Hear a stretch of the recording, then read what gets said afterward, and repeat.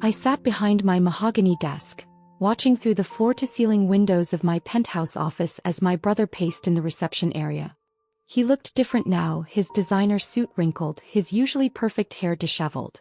The mighty Marcus Bennett, reduced to begging for help from his failure of a sister. "Miss Bennett." My assistant Claire's voice came through the intercom. "Your brother is here for your 2 p.m. I took a moment to straighten the papers on my desk, enjoying his discomfort. Give him 5 more minutes. 2 years ago, I had stood in the Bennett family kitchen, listening to Marcus and my father laugh at my plans to open an electronics repair shop. A repair shop? Marcus had sneered, adjusting his Rolex. While we're running a multi-million-dollar tech manufacturing company. Oh, that's precious, Olivia. My father hadn't even looked up from his newspaper. At least she's finally doing something, even if it's beneath our standards. I hadn't told them about the real business I was building, Novatech Solutions, a company that was revolutionizing the electronics repair and recycling industry through innovative software and automation. The little shop was just a front, a testing ground for my technology. But they wouldn't have understood. In their world, success only looked one way, like Bennett Electronics, the family company they'd inherited and were slowly running into the ground through mismanagement and outdated practices. "You could have had an executive position at Bennett Electronics," my father had reminded me for the 100th time. "Instead, you're going to waste your MIT degree fixing phones?" I'd looked around at their pristine kitchen, bought with old money and maintained by slowly diminishing profits. Maybe I want to build something of my own. Marcus had nearly choked on his imported coffee. "Build something? Little sister, you can barely build a PowerPoint presentation." If only they knew that I'd already secured patents for 3 groundbreaking repair automation systems. That venture capitalists were fighting to invest in my company. That while they were coasting on Bennett Electronics' reputation, I was quietly revolutionizing the industry. "Have fun with your little shop," Marcus had called after me as I left. "When it fails, there's always a secretary position open at Bennett Electronics."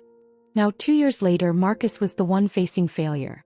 Bennett Electronics was hemorrhaging money, their stock price plummeting as competitors adopted newer, more efficient technologies, my technologies, though they didn't know that yet.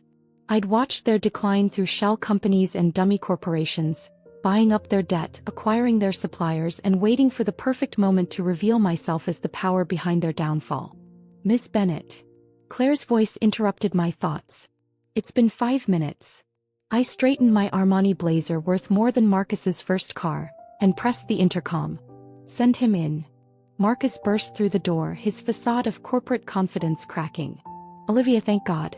I know we've had our differences, but I need dash." He stopped short, taking in my office for the first time. This isn't your repair shop." I gestured to the chair across from my desk. "No, it's not. Please sit." He sank into the leather chair, looking lost. "I don't understand. Your shop. Everyone said you were just running a small repair business." "I do own a repair shop," I said calmly. "I also own Novatech Solutions. Perhaps you've heard of us? We're the company that's been buying up all of Bennett Electronics' debt." The color drained from his face. "Novatech?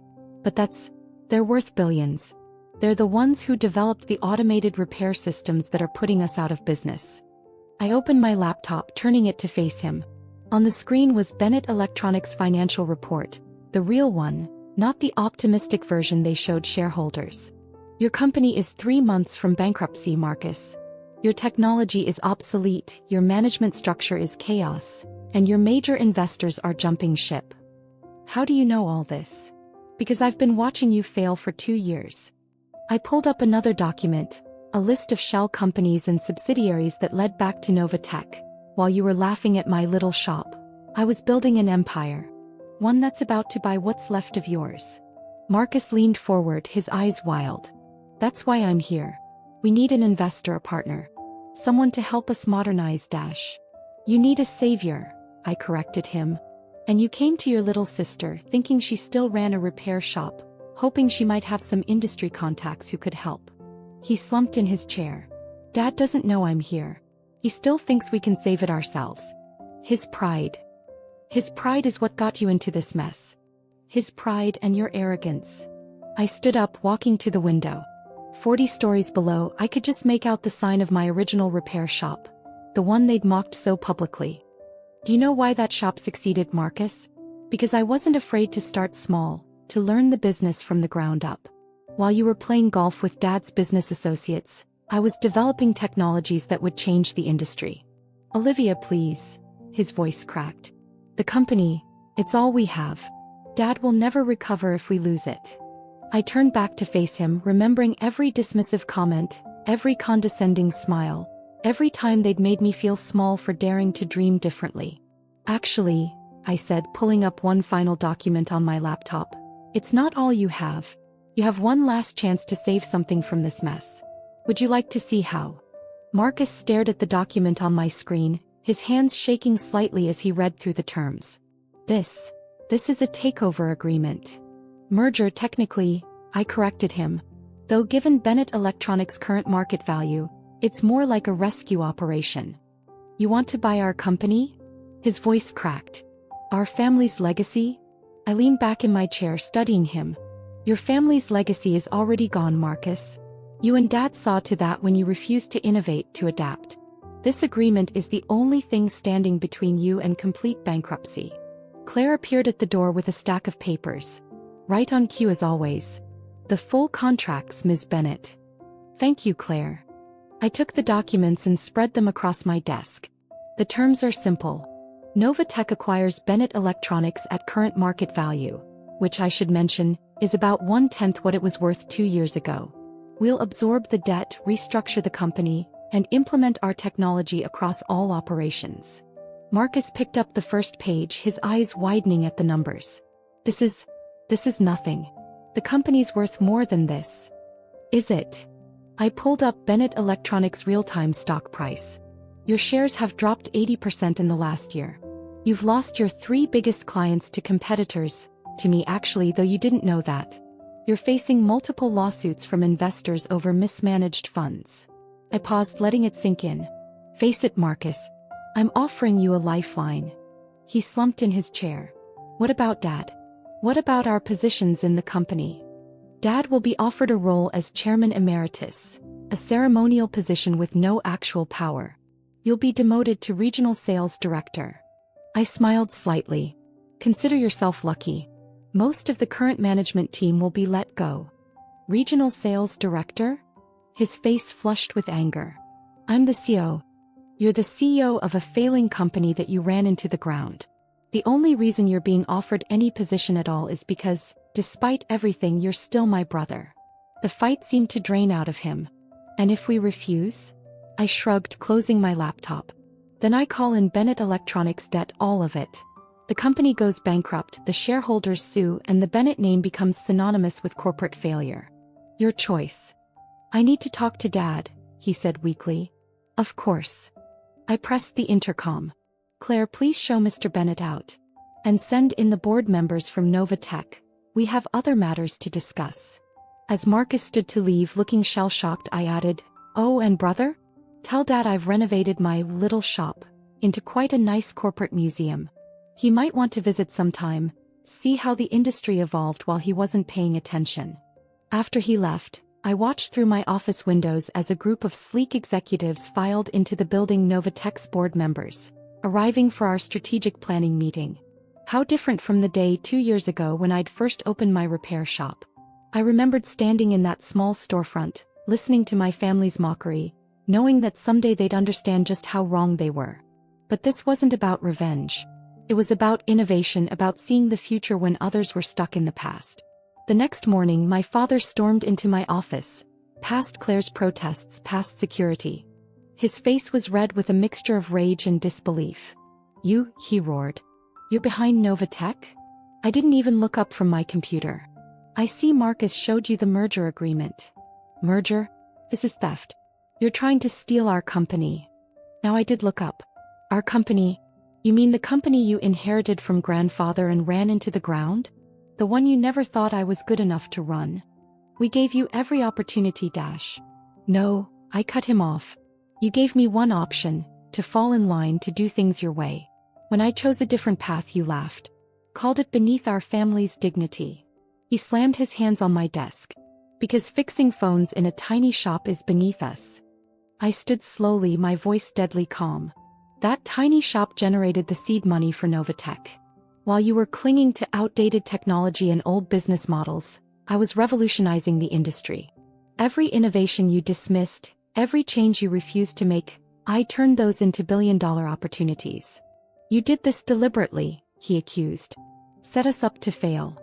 You set yourselves up to fail. I just built something better. I pressed a button on my desk and the wall screens came to life, showing Novatech's global operations. This is what success looks like in the modern world, Dad. Not golf club memberships and inherited titles, but innovation, adaptation, growth. Security arrived, my security team, not his, and stood quietly by the door.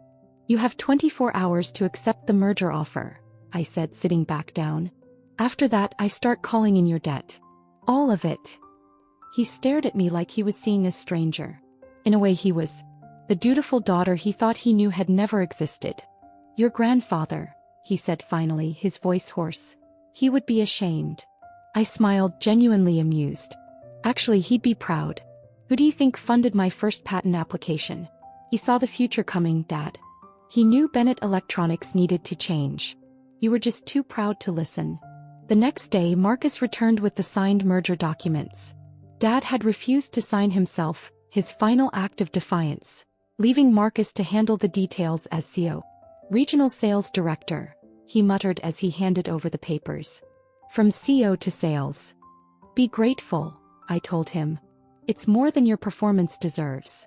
Within 6 months, Novatech had completely transformed Bennett Electronics.